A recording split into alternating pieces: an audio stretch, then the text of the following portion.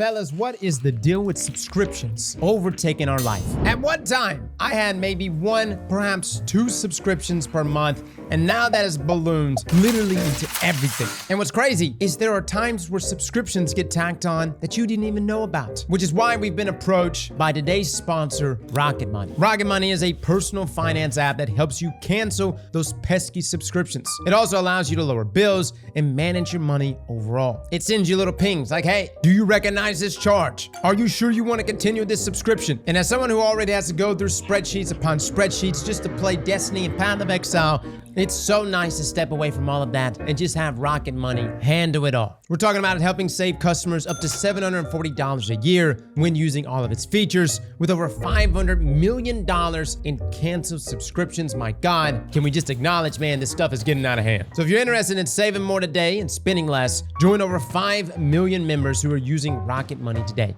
You can go to rocketmoney.com/Aztecross or click the link down below in the description to get started for free. That's right, guys, it's free. Yes, it's got a premium version, but if you just want to try it out, it's completely free to start off. Big shout out to Rocket Money for sponsoring today's video. Fellas, we have a lot to unpack today from yesterday's live stream from Bungie, which debuted what will be coming in the 3rd episode, Heresy, which will be launching next Tuesday. Now, we watched it live on stream and we gave our general thoughts. Today, though, is going to be us diving in deeper, breaking down everything that we saw in that live stream. So buckle up, guys. It's going to be a thick one. Now, the stream was hosted by Senior Social Media Manager Andy Salisbury, who was joined by Nico Stevens, the narrative architect, Ryan Harris, the senior activity designer, and DMG, our global community lead. Now, Nico quickly gave us a recap of the narrative, mentioning that we defeated the Witness in the final shape and that there were echoes that flew across Sol. One went to Maya, who escaped. The next went to Fikrul, who did not escape. The 3rd echo is now in the Dreadnought, and that a specific dread chased after it, who we'll be dealing with this episode, along with the Taken and the Hive. Now, the key art for Heresy was shown, with the Dreadnought being the main focus, some tentacles, some enemies. There's also a ghostly image of Oryx peeking over the top of the Dreadnought, which they did confirm that Oryx is back, at least in some capacity, and Echo has something to do with that. And that's where we come in. The Guardians will have to figure out what's going on here, while simultaneously dealing with one of our oldest enemies. Now, narratively, not much more was revealed since Heresy literally starts next week. It was mentioned that some of our old allies are going to be returning, including the likes of Eris Morn, the Drifter, as well as Sloan, who we haven't seen since Season of the Deep. And if you remember then, Sloan had this like taking corruption on her, and she's essentially learned how to hold it back and simultaneously utilize it. The Cope and me hopes that one day we can take enemies. Come on, Bungie. Now, this new thing called the player journey was mentioned, and this is one of Bungie's first steps into shaking up the way the narrative is told in Destiny, which players have been asking for a long time. We'll still have some aspects of returning to a vendor and talking to NPCs, but they are also doing more bespoke, spread out delivery of these story beats. Nico says that we're going to find characters in the middle of a mission at times, and there's also new tech that they don't want to spoil, but will be similar to the holo projector, which almost sounds like our ghost maybe might just spit out this holo projected image of whoever it is that's talking, but essentially it's going to be expanded to be more versatile. And what they're trying to avoid is the same old returning back to the helm, sitting in front of the same holo projector that we've been doing literally now for years. Now, Path of Resolve was also brought up, which we'll be working through during Heresy. Nico explains there is an event that he doesn't want to spoil, but it happens at the beginning of the episode, and this kicks off Sloane's motivation for wanting to teach us her Taken power. And we'll eventually find our way into the Dreadnought. We'll be taking control of some Taken energy and some old Hive magic, and then we're going to be mixing our light and wielding it all together. Now, next time in the stream, we also got to move on to a new activity called the Nether. This is a 3-player activity taking place on the Dreadnought's patrol zones, and it's described as a uniquely different type of activity and was inspired by previous activities like Shattered Realm, the Coil, as well as the Dreadnought patrol spaces from Destiny 1. Now, the zones for this are described as these bubbles, and there's going to be 3 of them, but they're also randomized and varied with randomized encounters, as well as activities and objectives to engage us as we explore. Now, the Nether has some unique modifiers to it. First up, players do not regenerate health, but to compensate for this, we have plus 300 health and plus 75 extra shield. Now, they want our health to feel more like a resource, as they are looking at this activity as a very roguelike experience. Now, the Sandbox team has tuned this activity activity to make sure that we aren't overpowered, pushing us to now respect that our health no longer regenerates. Now you can also see in the gameplay of someone using a new strand healing auto rifle, which actually does work, but it takes substantially longer to heal a player than it does in a regular sandbox. There's also going to be ammo scarcity, so we won't have as much special and heavy ammo, but it was mentioned that there will be ways to get health and ammo drops in the activity. There's also boons that will improve our power over the course of the activity, and we're going to touch on those in just a moment. Now there's going to be destination materials, urns, pots, destination chests, all of which you can collect throughout the dreadnoughts. Now destroying the urns and pots will explode into drops of health, ammo, and sometimes boons, as well as revive tokens, as the mode does have revive tokens, giving you yet another resource here that you're going to have to manage. Now if you're wondering what is the point of all of this, guys, this is literally the setup for Frontiers, in my opinion. Like when it was pitched to us what Frontiers may be bringing to us, this is kind of what I envisioned. Now they also talked about how the dreadnought itself has changed. The skin of the ship has peeled back, revealing bone, and there's new secrets and new pathways to discover. So for my Destiny 1 players, it'll feel familiar, but it's also going to have new and different things about it. Now the Nether activity has also been separated into 3 modes. There's the Nether Exploration for a more solo type experience, but you can bring a fire team as well. This is more of a patrol-esque experience where you can explore at your own pace. And it was also mentioned that there's still 3 bubbles along with escalating difficulty, but you have way more revives, and there's also damage modifiers for bosses when you're solo, and enemy modifiers so that you aren't being overwhelmed while exploring. Now if you do get lost, you can pull out your ghosts, who will bring up some objective icons of where you should be going. Now there's also the match-made version of the Nether, which is on advanced difficulty, which is good for just running this activity to snag the loot. And then there's the expert version for that added difficulty. Now every time you complete a bubble, there's going to be a checkpoint where you get a chest, with the average runtime for a bubble being between 8 to 12 minutes. Now you do get the most loot by completing the entire activity as a whole, but there are these checkpoints with chests for those who just want to hop in for a bit. And you've probably taken note that this is very similar to how recent modes have been, things like the Coil, Contest of Elders, etc. But this also takes us to a unique system here called the Boon System. These are upgrades you get throughout the activity that increases your power and abilities. Now there are 3 different types of boons. There's minor, major, and corrupted boons. Minor boons will provide minor stat increases that incrementally increase your power and stack up to 10. Now they gave some examples of being able to increase your light damage, increase your darkness damage, increase things like movement speed on kills. And we also got to see one of these in game called Paracausal Health, which reads that it increases the chance for a healing orb to spawn. Of course, in this mode is incredibly valuable. Now in the stream, they actually got this by defeating an orange bard taken called a Gloam Wanderer, which then brought in Eric Smith, who's the gameplay feature lead, who talked more about the major boons and the gameplay that they're affecting. He compares them to some of the Traveler's Blessing mods that you can get on the Pale Heart. An example he gave is the one where you slide and you can like let out like this solar wave. We actually saw this on stream as well, as that could be selected. It was called Blazing Slide. Now Eric says there's also a stasis version of this that makes crystals and freezes enemies. Now some other boons we saw throughout the stream include Apostate's Ward, which reduces damage per piece of episodic armor that's being worn, up to 4 pieces. By the way, let me just say guys, the armor, especially going into Frontiers, will be extremely important. Bungie is heavily emphasizing these seasonal pieces. Now finishing Void was also shown, where finishers grant a Void Grenade, which makes targets volatile. We saw finishing Strand, where finishers grant a Strand Grenade, which detonates into many unraveling projectiles. Another was Bolt Charge, which state that while sprinting, you gain stacks of Bolt Charge. Release the charge by damaging a target with your melee abilities. Then we also have Corrupted Boons, which have a positive to them, but also a negative. A few other ones we saw include Paracausal Siphon, which increases elemental damage dealt, but it also drains grenade and class abilities. Overcharge abilities increases class and ability energy regeneration, but reduces super energy regeneration, as well as Paracausal Payloads, which increases kinetic damage dealt, but defeating combatants with kinetic damage drains super energy. So you can see guys, there's a pro and a con to many of these. Now another they mentioned, but we didn't actually see, which is one they were calling internally, called Glass Cannon, which increases all damage massively, but increases all the damage that you take. I don't know the percentages guys, and I will say for the most part, I'm not a big fan of like pro and con mods. I didn't like it for like even Adept mods. However, everyone hated on Oscillation, which is a modifier for Grandmaster Nightfalls, but I loved it. Yes, you had to jump through a few hoops. You would do less damage if you were dealing damage with the same weapon type, but the moment you would swap to that other weapon type, you would get 200-300% more damage. So depending on the benefits that we get here from some of these boons, they may be well worth the negative effects that come alongside it. Now you can find boons through exploration and when defeating certain enemies. And once randomly during a bubble encounter, you can also select one of 3 boon options, and then again at the end of a bubble when the chest spawns. Then there's also a menu you can go into that shows shows your active boons, which seems to show that you can only have 5 to 6 major and corrupted boons. And there may also be some strategy involved, as for instance, in a fire team, your teammates can choose different boons. So for instance, you can have like 2 people on like that glass cannon boon, and then another could go for that more defensive